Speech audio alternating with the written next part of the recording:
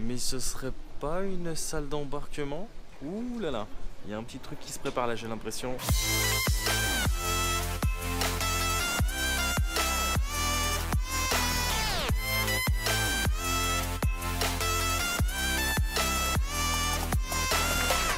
Hola los amigos, j'espère que vous allez bien. Nouvelle journée, nouvelle aventure, nouveau vlog, mais surtout nouveau concept. Après l'aventure Amérique du Sud, que vous pourrez retrouver d'ailleurs dans l'onglet playlist de ma chaîne YouTube. Après l'aventure Mexique, Belize, Guatemala, que vous avez découvert récemment aussi sur ma chaîne YouTube. On est de retour, attention, attention, dans une destination que vous aviez énormément appréciée. Une destination que vous m'avez redemandé plein de fois, le Maroc. Alors aujourd'hui, ça va être une petite vidéo très simple d'un nouveau concept, d'un truc qui m'a été beaucoup demandé. C'est-à-dire que comme je prends souvent l'avion, il y a des gens qui me disent « Ouais, est-ce que telle compagnie c'est bien? Est-ce que telle compagnie c'est bien? J'ai jamais pris cette compagnie, voilà. » Du coup, je me suis dit « Bah si on faisait un vlog avion, un truc tout simple où je vais vous montrer un petit peu les backstage, les coulisses d'un avion, comment ça se passe, décollage, atterrissage, qu'est-ce qu'on nous sert à manger, est-ce que les gens sont sympas, est-ce que les hôtes, les hôtesses, enfin bref, je vais tout vous montrer. J'espère que vous apprécierez le concept. Si c'est le cas, n'hésitez pas direct à liker la vidéo, à la partager. J'attends vos retours toujours en commentaire. Et comme d'habitude, les amis, poursuivre mes aventures en live comme si vous y étiez bien avant mes vidéos YouTube.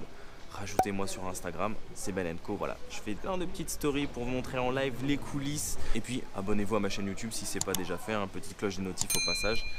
Donc là, on est parti. Il est à peu près 6 h du mat. Les valises sont pas qu'avec moi, elles sont aussi sous les yeux.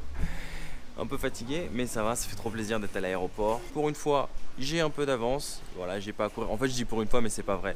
J'ai souvent de l'avance. Je prévois toujours mes arrières. Mais du coup, bah voilà. Qu'est-ce qu'on fait dans une salle d'attente? Eh ben, il y a des petits jeux pour patienter. Ça, c'est très sympa. Il y a des pianos pour ceux qui savent jouer.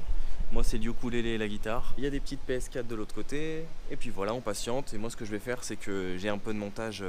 Donc je vais m'avancer, voilà comment je rentabilise mon temps, voilà comment ça se passe. Toujours préparer des petits sandwichs aussi quand on a faim, ça évite d'aller chez Paul et compagnie, de dépenser son argent bêtement avant le voyage, de craquer son budget voyageur. Bah écoutez, ce que je vous propose, c'est qu'on se retrouve directement dans l'avion. Ah oui, je suis bête, j'ai oublié de vous dire un truc essentiel. Avec quelle compagnie je pars? La Royal Air Maroc. La dernière fois que je suis parti au Maroc, j'étais parti avec Transavia, ça m'avait coûté 80 € aller-retour.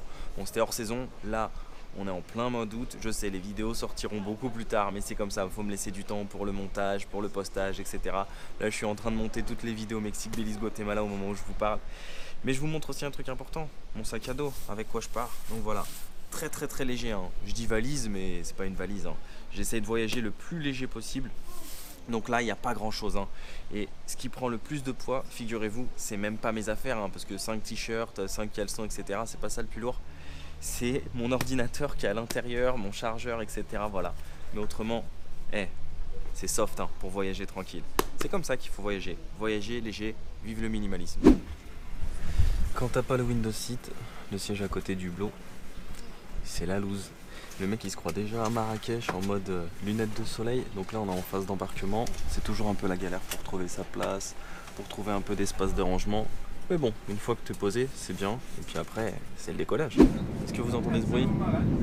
Là, on a le pilote qui se chauffe, il met les gaz. C'est parti, décollage imminent.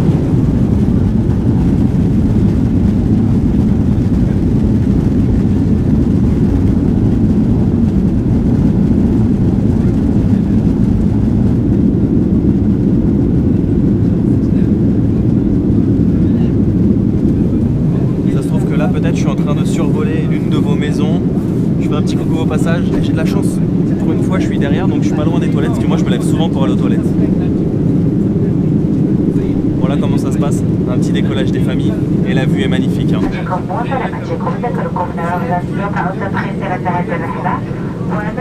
J'ai tout compris, hein, depuis que je suis allé au Maroc la dernière fois. C'est bon, j'ai pas besoin de la traduction, hein, j'avais compris. Seul problème, forcément quand tu voyages, il n'y a pas toujours la chance d'être en business. Moi j'ai jamais eu la chance d'être en business, toujours en classe éco. Mais quand tu es derrière, alors effectivement c'est cool, tu es à côté des toilettes, comme ça quand tu te lèves, au moins tu n'as pas besoin d'embêter les gens, etc. Surtout que moi je me lève souvent, mais par contre, tu peux pas reculer ton siège. Regardez ça. Là-bas, là-bas, là-bas, tout là-bas.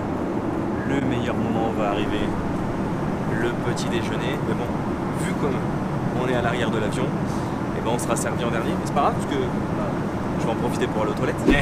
On a dit que c'était un vlog avion, alors faut tout montrer. Les toilettes de l'avion, voilà, ce petit espace confiné où ça bouge un petit peu. Donc pour faire pipi, c'est pas très facile. Là, je suis en train de vivre une séance de turbulence en direct des toilettes. C'est pas facile.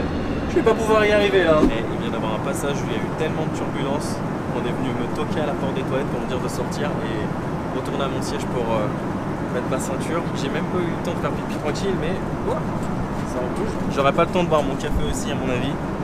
Ça bouge tellement depuis tout à l'heure. Et pourtant le meilleur moment est arrivé. Le petit déjeuner. Alors qu'est-ce qu'on mange dans un avion? Est-ce qu'il y a des kebabs? Est-ce que parce qu'on est sur la Royal Air Maroc, il y a des psemen au petit déjeuner, il y a des méchouis, couscous? Eh ben non, ça reste très très simple. Omelette, pommes de terre, poivron. Alors forcément, vu qu'on est sur la Royal Air Maroc, il n'y a pas de porc et c'est halal. Ce qui paraît très logique. On va voir à quoi ça ressemble. Donc pour accompagner cette jolie omelette avec des pommes de terre, on a un fromage frais, un petit pain, du beurre, de la confiture et un pain au chocolat. Sartec et bon appétit. Bon, ce serait bien que ça nous laisse quelques minutes de répit, au moins que je puisse boire mon café tranquille, parce que pour le moment j'en ai mis partout, sauf dans ma gorge. On va se tester cette petite omelette Moroccan style. Ça donne quoi? Alors, ce qui est bien dans les compagnies locales, type Air France, Royal Air Maroc, c'est qu'il y a des repas, des petits déjeuners, etc. qui sont servis. Moi, forcément, quand j'avais pris Transavia il y a 2 ans et demi pour aller au Maroc, un billet à 80 €, il n'y a pas de petit déjeuner, c'est des surplus, c'est comme ça, on paye pas cher, mais il n'y a pas de service derrière. Là, j'ai payé un tout petit peu plus cher. Après, ça veut rien dire, hein. Des fois, vous pouvez trouver des billets ultra pas chers avec Royal Air Maroc, Air France, etc. Et vous avez un bon service. Mais là, donc on est parti sur le test de l'omelette, hein, parce que à force de parler, moi ça creuse. J'ai déjà avancé avec le pain au chocolat et puis la petite brioche avec de la confiture. C'est pas mal. C'est un petit peu épicé, tu vois, on retrouve avant d'arriver déjà ces petits goûts d'épices du Maroc, comme j'aime. Très bon. Bah écoutez, pour un petit déjeuner, je valide, avec un petit café, un petit jus d'orange, un petit verre d'eau. On est au top du top. Et s'il vous plaît, un peu moins de turbulence. Sinon ça va remonter là comme ça. On n'est pas à l'aise comme dans les montagnes russes. Et moi je me dis, ce qui est ouf, c'est que les hôtesses et les stewards, ils travaillent normal, eux ils s'en foutent, ils sont là. Le mec c'est limite s'il se verse un petit thé à la marocaine, tranquille quoi. Eux, turbulence par turbulence, ils s'en foutent. Et je vais vous montrer ce qui est le petit déjeuner le plus stylé au monde. Tu peux avoir des petits déjeuners en face de la mer, des petits déjeuners en face de la montagne, mais des petits déjeuners comme ça, avec cette vue-là.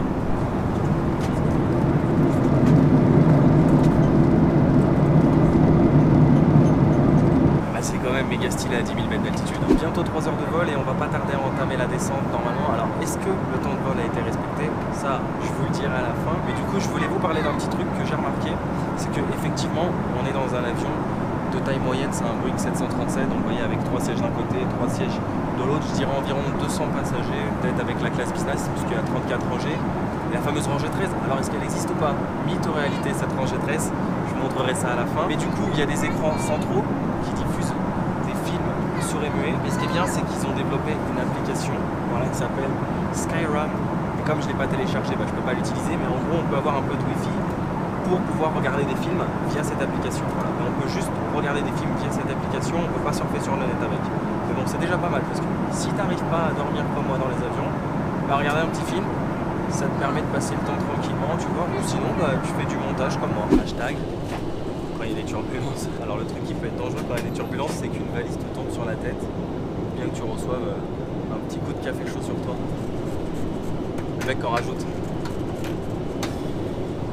Bon allez, on entame la descente là, vraiment ça va être cool, je vais vous montrer l'atterrissage. Non, c'est pas vrai, je déconne. J'arrive pas à dormir dans les avions.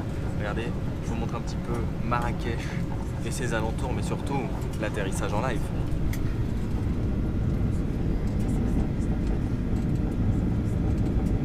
On voit un contraste quand même assez rouge et vert, hein. C'est plutôt agréable, avec des champs d'oliviers.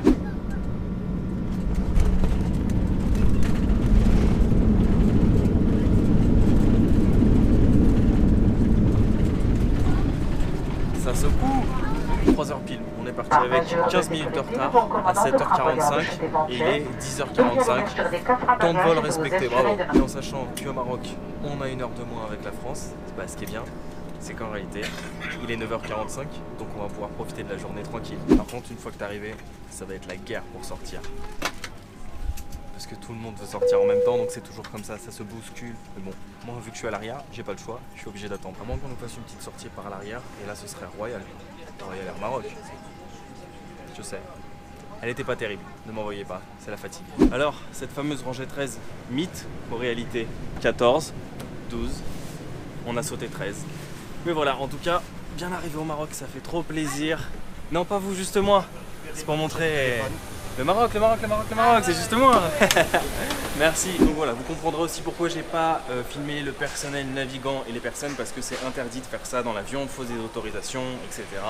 Ce qui est tout à fait normal, en plus ils sont en train de bosser. Mais voilà, on est bien arrivé, puis je vous dirai ce que j'en pense après concernant cette nouvelle rubrique, ce nouveau concept de tester comme ça des compagnies aériennes et dire ce qu'on en pense, est-ce que c'est bien, est-ce que c'est pas bien, est-ce que le service est bien, etc.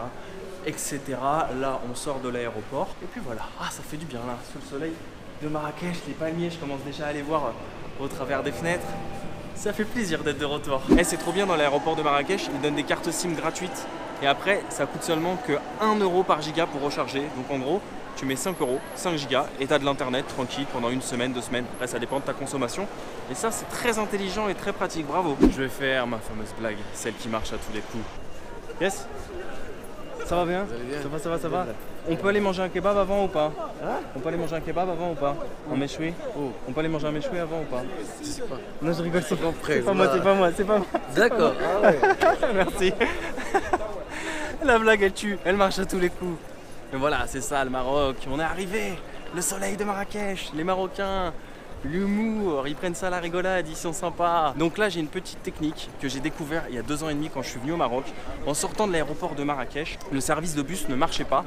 Donc en fait les taxis sont un peu chers, ceux qui desservent l'aéroport. Le but c'est de marcher genre 5 minutes, de sortir en fait de l'aéroport pour pouvoir prendre un taxi.